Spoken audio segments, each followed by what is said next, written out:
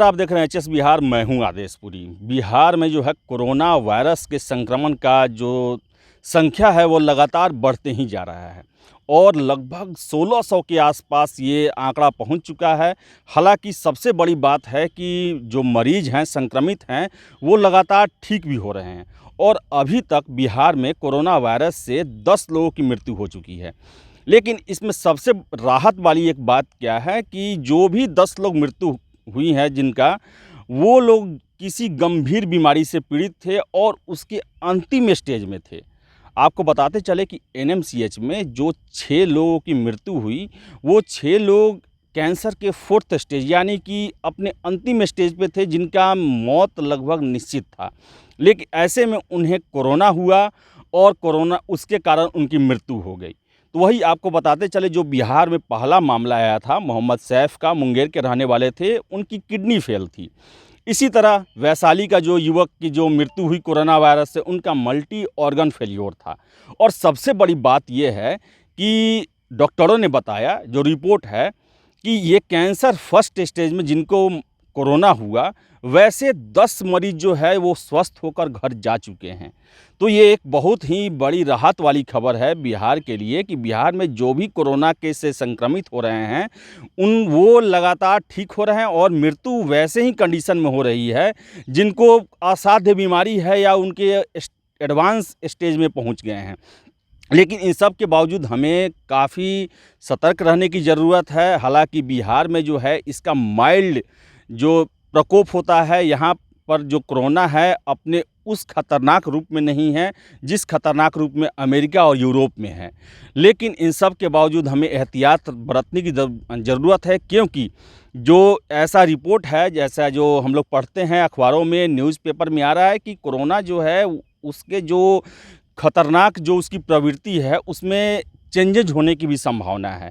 हो सकता है कि बिहार में अभी इसका जो रूप है वो काफ़ी नरम है और जानलेवा नहीं है जितना और जगहों पे है।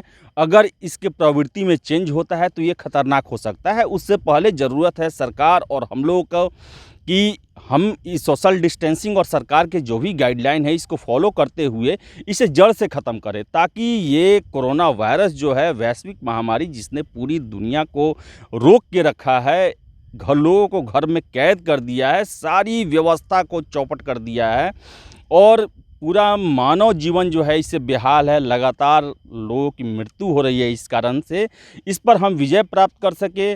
और बिहार में सबसे बड़ी समस्या अभी हो गई है, प्रवासी जो मज़दूर आ रहे हैं वो संक्रमित ज़्यादा हैं। अभी तक लगभग 500 प्रवासी श्रमिक जो हैं वो संक्रमित आए हुए हैं दूसरे प्रदेशों से। और जो सबसे ज़्यादा जो संक्रमित हैं वो गुजरात, दिल्ली और मुंबई से आने वाले श्रमिक हैं और इन तीनों जगहों पर कोरोना वायरस का प्रकोप देश में सबसे ज़्यादा है। तो एक राहत वाली खबर है कि बिहार में वैसे लोग ही कोरोना के काल के गाल का शिकार हो रहे हैं जो कि पहले से किसी असाध्य बीमारी की चपेट में घिरे हुए हैं। यानी कि आप स्वस्थ हैं, आप हेल्दी हैं, तो कोरोना वायरस से आप बहुत एक तरह से कहें तो सेफ़ हैं और इसका संक्रमण होने के बावजूद भी आप इससे स्वस्थ हो जा रहे हैं।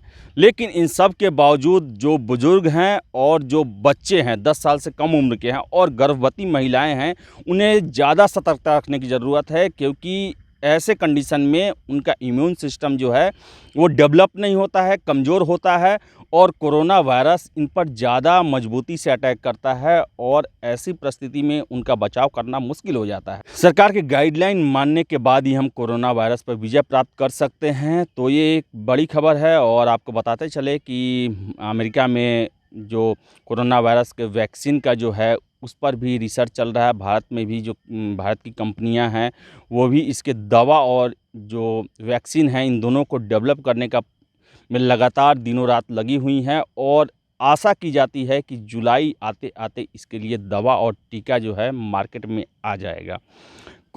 खैर, अभी के वीडियो में इतना ही और जैसे ही कोई अपडेट होगा हम आपके सामने आते रहेंगे। और आपको हमारा वीडियो अच्छा लगे तो इसे लाइक करें, शेयर करें और हमारे चैनल एचएस बिहार को सब्सक्राइब करना ना भूलें। आपका बहुत बहुत धन्यवाद।